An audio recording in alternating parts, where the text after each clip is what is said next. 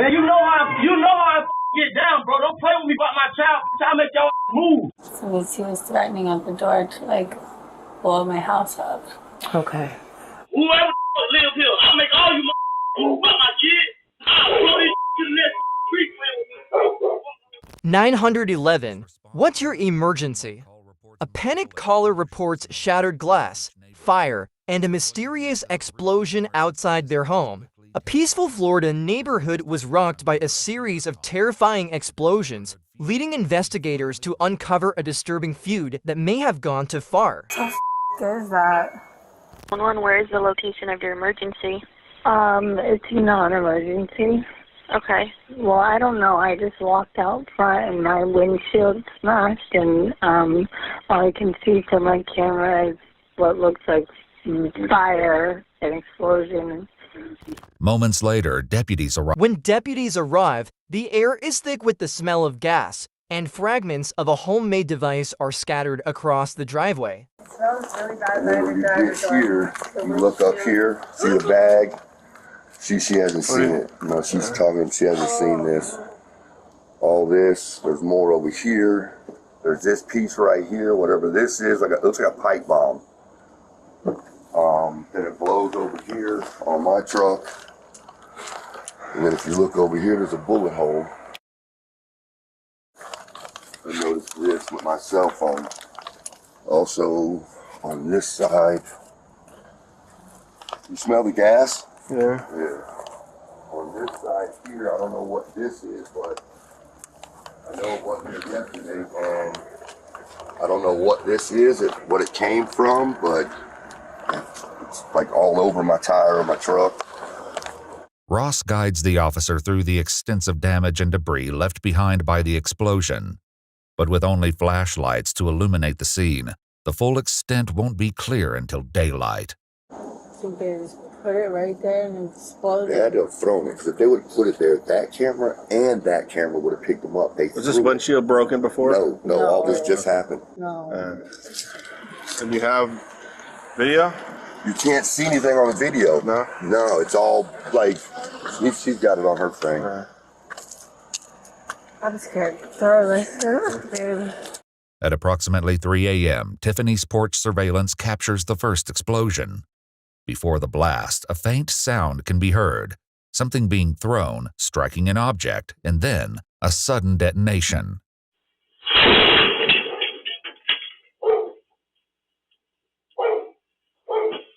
However, it isn't until 3:40 a.m. when Tiffany and Ross wake to the sound of two more explosions.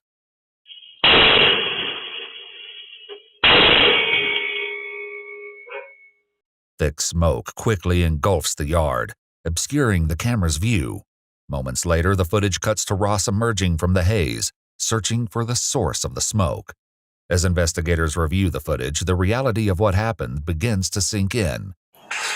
What the is that? What the footage doesn't capture is who's responsible for the explosion.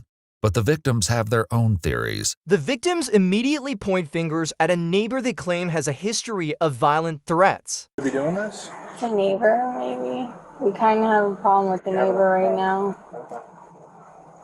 What's the neighbor's name? Derek. I had to call the cops last week. The kids got into an argument and he was banging on the front door, wouldn't leave the door alone, and then threatened to blow my house up.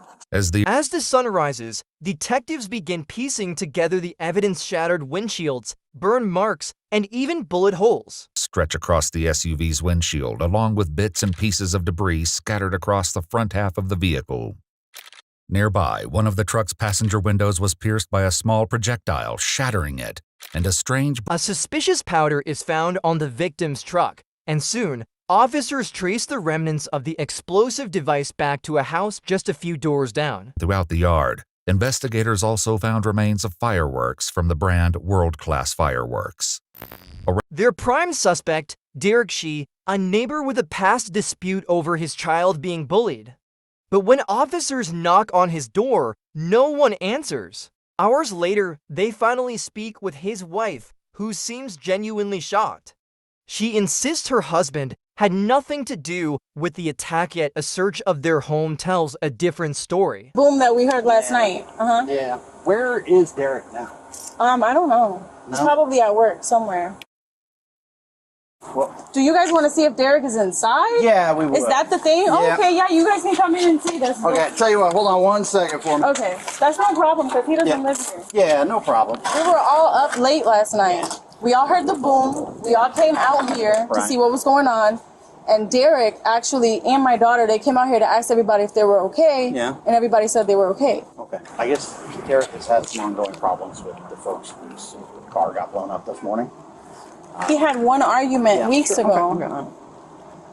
Based on that, based on evidence that we found at the scene, there is a search warrant being requested right now to search and make sure that there is no evidence of any explosive devices in your house. Oh my God. Okay? But when officers obtain a search warrant, their suspicions are confirmed. And surrounding property. Canine units are called in to assist, searching for any hidden clues. Inside the house and inside the garage, officers uncover a disturbing find: fireworks identical to those used in the explosion. Even more damning, a plastic bottle found at the crime scene matches one found in She's trash, but the real smoking gun? wrapper, matching the one found under Ross's truck. The K9 units were alerted to a cabinet in the garage where more fireworks were found, including the same world-class fireworks brand discovered at the scene of the explosion.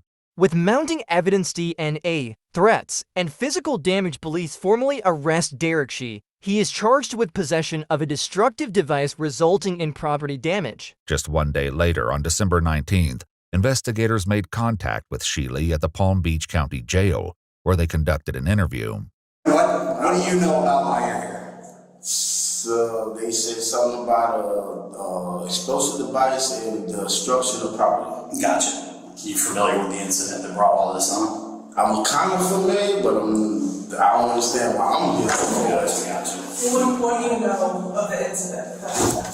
I just know some loud noise went on a house next door to where I was at, and that was the last time I heard about it. But this whole thing, it blows me because when it comes to that neighborhood, I help everybody in that neighborhood. Can't nobody in that neighborhood say one bad thing about me. Not to my face. Yeah. Like that. As Derek claims to have been a helpful neighbor, the victims offer their own account, detailing a more recent conflict with him that they believe triggered the explosion. What was the altercation about, if you don't mind me asking?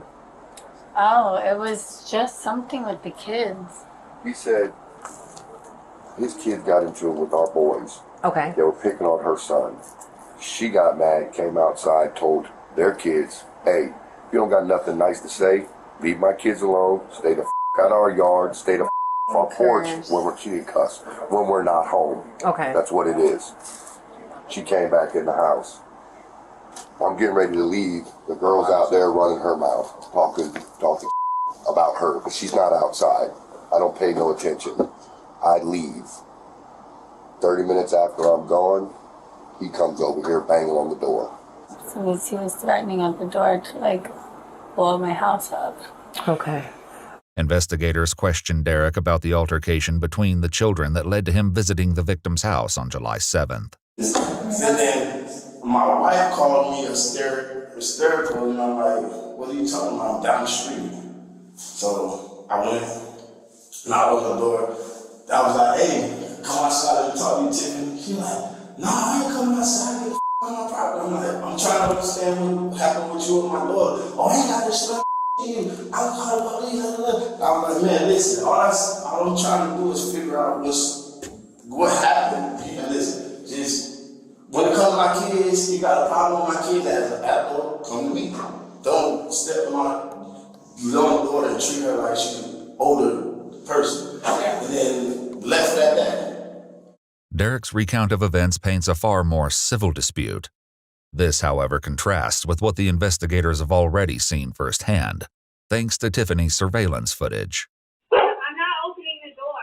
What happened with my daughter? I have no idea what happened to your daughter. My daughter said you called her a bitch and some. Oh, that's hilarious. Maybe you should look at your camera. I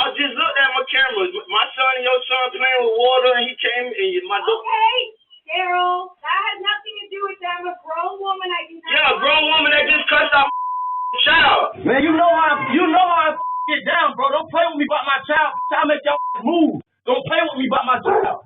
Who give a fuck? Whoever the live here. I'll make all you move about my kids. I'll throw this to the next street. When investigators confront Derek with the footage, his silence speaks volumes. I don't recall.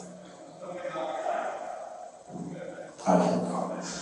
Derek also claims the fireworks they found in the house were leftovers from last year's 4th of July.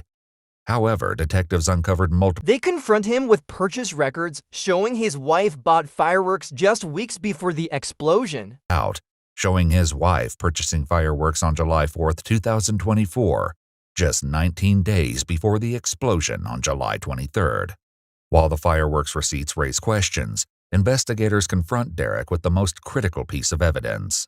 Additionally, even more damning, forensic testing confirms that she's DNA was found directly on the explosive device. used at their house. That can't be possible. It's the ATF lab.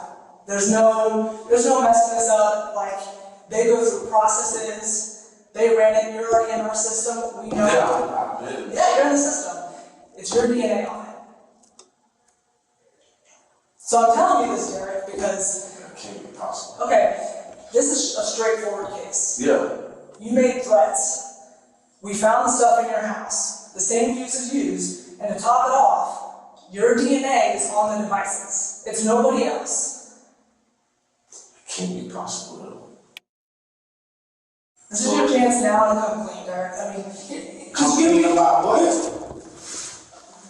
that you were the one that put together these devices.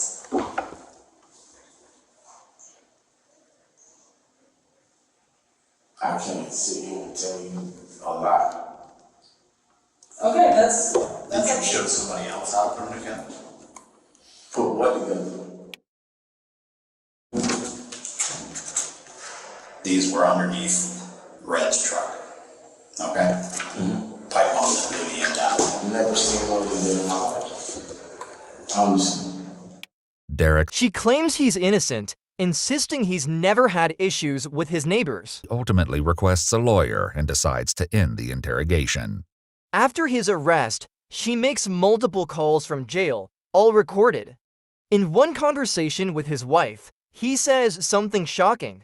The only way I can get out of this is if I throw my son under the bus. Would only get a slap on the wrist. Investigators bring this up to She's wife, but she quickly denies any involvement. That's not happening. My son had nothing to do with this. Since he's been incarcerated, but, we've, unfortunately now our DNA tests have come back, and so they've indicated that Derek is one of the profiles that we recovered on that device.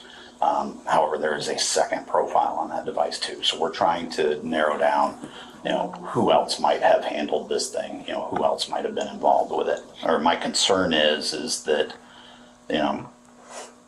Derek might think that it would be easier to have somebody else take the fall for this as opposed to him, particularly things like your son.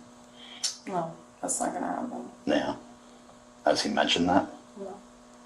He said something about that he was questioned about it. Yeah. And was it with you? Mm-hmm. And then that you asked him, was it you? Was it your son? Mm-hmm. Yeah. And that was the end of it? Yeah. Okay. This is just not my problem. Not my problem. Whoever's DNA is on that, that's on them. I have nothing to do with any of that.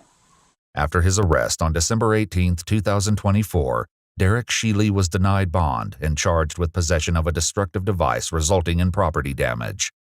He's pleaded not guilty. As of now, Derek Shee has pleaded not guilty, and his next court hearing is scheduled for April 29, 2025. But with DNA evidence, video footage, and recorded threats, will he be able to prove his innocence? Or will this neighborhood feud end with a guilty verdict?